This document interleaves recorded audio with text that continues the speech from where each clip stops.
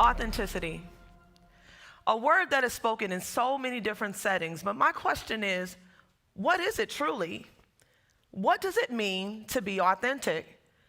You see, I have yet to discover a true definition to this word that really resonates with me. Outside of being true to oneself. And I say to myself, well, shoot, I can do that. I can be true to myself. However, research shows that there's so much more that goes into being authentic or practicing authenticity. Let me explain. I grew up in Yazoo City, Mississippi. A small town, no more than 11,000 people was the population back in 1981 when I was born. And man, how I love that little town. The people so friendly, and everybody knows everybody. No such thing as making eye contact and not offering up a friendly, hey, how y'all doing? Or, hey, how's your mom and pa doing? They just really invested in that moment. How could I forget? The air, y'all, how it smelled of deep fried chicken, buttermilk biscuits, and some deep fried okra? Yes, indeed. And that was from the local convenience store called the Junior Food Mart. And man, oh man, oh man. And I can't forget about those dirt roads. If you ever make it down south, them dirt roads with ditches on each side and no sidewalks. I remember walking those streets with my mom and my siblings. You see, we didn't have a car. Well, not until my dad would come around and decide to be a dad for a day did we have a vehicle. But I learned that I needed to really, really focus on whether or not my father wanted to truly be in my life or whether or not he was just a stand-in. I witnessed poverty and abuse firsthand from my father. I watched as my mother was abused physically, mentally, verbally, and emotionally. And so much so, as a little girl, I would sit in my room, sit on the side of my bed and wonder whether or not my mama would actually come back to us after my dad would beat her till she would become unconscious. After all, being punched in your face until your teeth would fall into your hand, and being kicked in your stomach repeatedly while carrying your unborn child, and being told you'd never be more than the dirt in which she laid. This is what love looked like in a house that was supposed to be a home, my home. Pain, hurt, anguish, never enough, always in want. When you come from a household that has painful, abusive, and even astonishing dysfunction taking place behind closed doors, you learn real fast this saying that my mom would oftentimes share with us as kids. I'm sure you can resonate. What goes on in this house stays in this house. I learned in my youth to act out my feelings rather than actually feel them.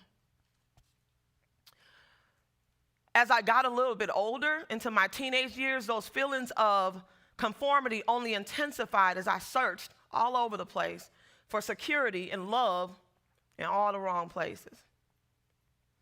Even to the extreme of prostitution, selling my body at the age of 15 years old just to feel valued and loved by somebody. Always being the only brown girl, black girl, fat girl, just didn't quite fit in girl, took a huge toll on my self-confidence, my self-awareness, and my self-esteem. Greek philosopher Aristotle once stated that knowing yourself is the beginning of all wisdom. And truthfully, it took a very long time before I really understood what Aristotle was talking about. You see, he was on to something really, really special, something really important. An awe moment for me, if you will. I needed to accept me, all of me, just as I am. Then and only then would I be able to shape my future authentically. I have persevered through some things. Man, if I told you, I don't got enough time today. We'll get together later. But if I told you some of the things that made me feel undervalued, unloved, unappreciated, and unaccepted, if I just remained myself, I'm talking about just Arletta, just as I am. But see, I've been on both sides of the spectrum. I've been called names. I've been disregarded. I've been talked about. I've been pushed down, and I've been stepped on. Yet I discovered that no one has the power to make me feel inferior unless I'm not accepting of my own authenticity. Research author and professor Brene Brown did an extensive research on authenticity. And she concluded that authenticity is a daily practice of letting go of what we think we are supposed to be and embracing who we are. That was so good, I gotta say it again. Authenticity, the daily practice of letting go of what we think we are supposed to be and embracing who we are. So I think to myself, daily practice, so that means I gotta make a choice every day to be authentic. So it don't just come naturally. I gotta actually choose this daily, okay? So you gotta get into the habit of choosing authenticity. But what will that look like? What will authenticity require of me? I believe that authenticity requires cultivating the courage to be imperfect. Setting proper boundaries and allowing ourselves to become vulnerable.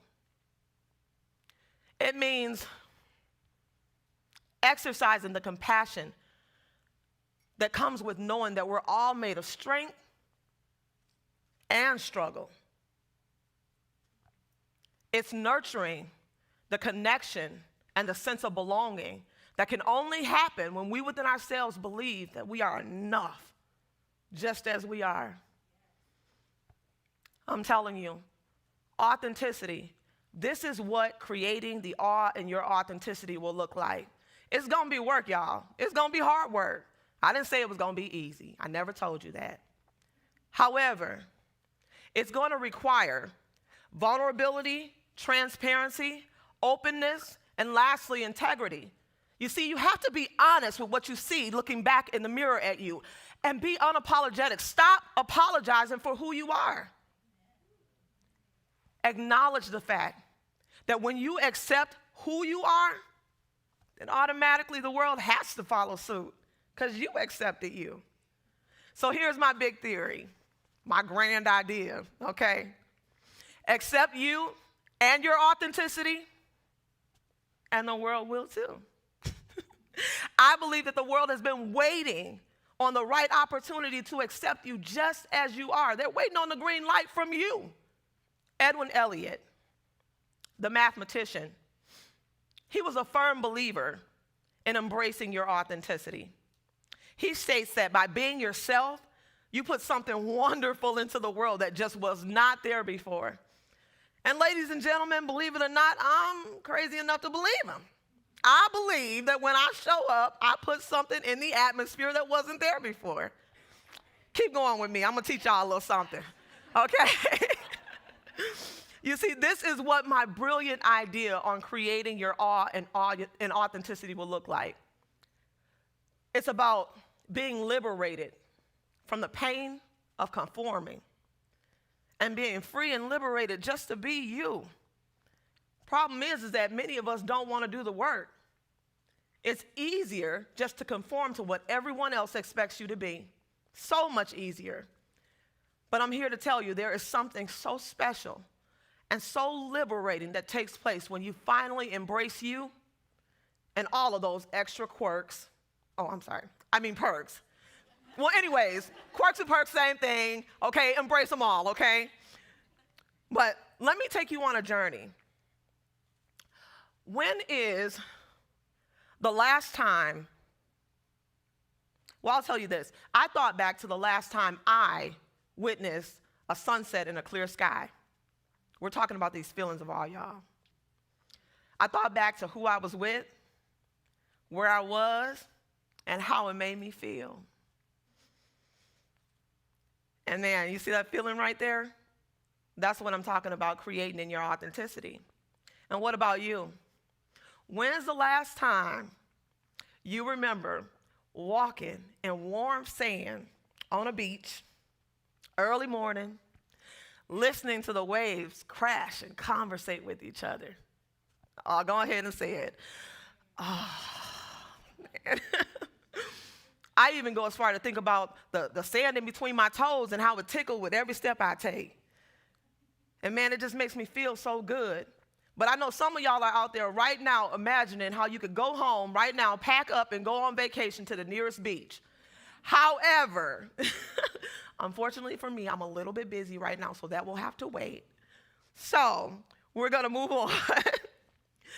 My question is, why is it that when we think of our true selves, our life essence, and who we truly are, those same feelings of awe just aren't evident? Well, here's my opinion. I believe that, well, have you guys ever heard the saying that opinions are just like blank? Y'all, don't be cussing up in here. Blank. Small hint, we all have one, okay? But I believe the reason that we're not basking in those true feelings of awe and our authenticity is because we have not learned how to celebrate who we truly are, just as we've been created in the world to be. Imagine waking up and realizing that there's only one you, that there's problems in the world that need to be solved, but only you can solve them. Your creativity, your invention, your idea, your solution is what the world needs. You see, we have enough of them and those. We need you in your authentic form. I believe that Oprah Winfrey said it best, okay? She said, I had no idea that being my authentic self could have made me as rich as I've become. Otherwise, I'd done it a lot earlier. And you know what I can say about that? Amen to that, Oprah. Girl, I hear you. Yes. Well, don't fret. We're in this space together, and I'm going to teach you how to create your awe and your authenticity. It's really, really simple. Authenticity is not something that we all share in this space right now, but it is something that can be created. Authenticity is what I'm practicing right now, and guess what? Practice makes perfect. Yes, it does.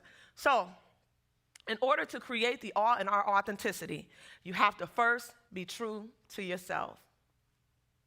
Is that easy enough? Be true to yourself. Feel your feelings and stay expressive.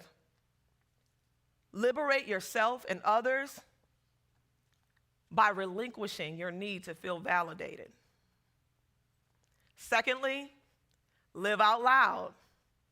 Stand up for what you believe in, but not at the expense of hurting other people. Don't do that, okay? Thirdly, be kind. Okay, people in the back, it is the golden rule. Come on now. There is value in expressing love and kindness to other people. And I'm telling you, you should connect with those people and then share your happiness with those around you. And then don't be selfish. Be sure to share in their happiness too, okay? That one is a game changer if you can really, really grasp it. Third, be kind, as we said before. And fourth, be present. In every moment, pause, take it all in, and reflect. Prioritize those whom you love and adore the most in this world. These are moments you'll never get back. I had a close friend of mine once tell me, I never have to be any further than where my 2 feet are planted. And I believe the self-same goes for you. You never have to be any further than where your 2 feet are planted. So be sure to be present in the lives of those whom you cherish. Promise me you'll do that. Fifth, and most important for us all, is be transparent. Say it with me. Be transparent. Be open with your communication and stop apologizing for being exactly who you are. Understand that it takes confidence and security in order for you to appreciate your wounds, your scars, and your flaws. You see, your wounds, your scars, and your flaws, they make you who you are authentically. Did y'all hear what I just said? Yeah. Appreciate your wounds, your scars, and your flaws. They make you the marvelous creature that you've been created in this world to be. So in order for us to be able to really get into our authenticity, then we're going to have to accept the fact that authenticity is work. American poet and E.E. Cummings states that it takes courage to grow up and become who you are, who you truly are.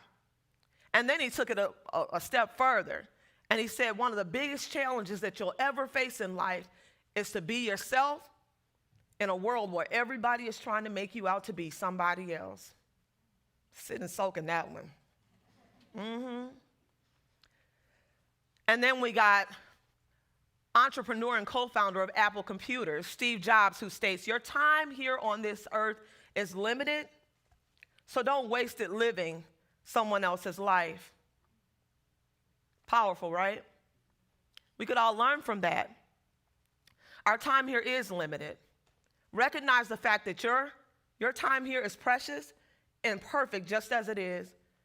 You have purpose. So, do me and the rest of the world a favor and do away with conforming to what everyone else in the world expects you to be, and just be you. Yes, you. Create the awe in your authenticity by doing what? Being true to yourself. What? Living out loud. Being kind. What was the number 4? Being present. And what was the last one? Being transparent. Look, live your life being the very best version of you. And remember, the world will have to follow suit. Accept you and your authenticity, and the world will too. Thank you.